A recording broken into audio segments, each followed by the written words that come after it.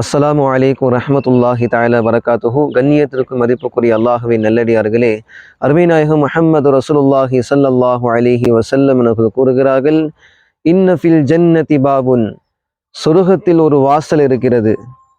யுகாலு லஹு ரையானுன், அந்த வாசலுக்கு பெயர் ரையான் என்று சொல்லப்படும்.